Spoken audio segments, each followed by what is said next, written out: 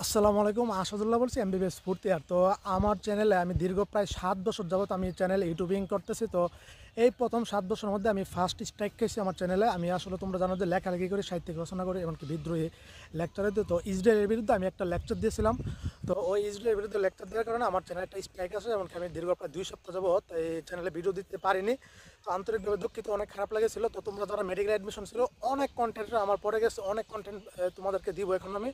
তো তোমাদের এই সময় আমি আসলে পাশে থাকতে পারিনি। আমি আসলে মেডিকেল থেকে গ্রামে এসেছি, আজকে আবার মেডিকেলে চলে যাব। তো তোমরা যারা মেডিকেল অ্যাডমিশন দিয়েছো, তো আসলে আমার স্টুডেন্ট কোর্সের থেকে, ফ্রি একদম কোর্স থেকে প্রায় 15-20 জন মতো চান্স পেয়েছো।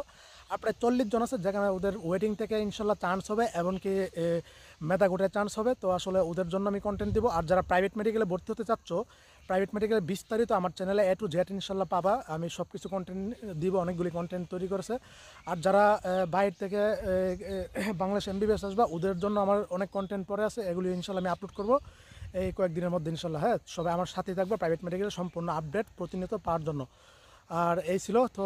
আর পরেতে যারা চান্স পাওনি, ওরা কী করবা, আমি বিস্তারিত আমার চ্যানেলে সব কিছু কন্টেন্ট ইনশাল্লাহ দিব এই কয়েকদিনের ভিতর। তো সবাই ভালো থাকো, সুস্থ থাকো। আসসালামু আলাইকুম রহমতুল্লাহি ওয়া বারাকাতুহু।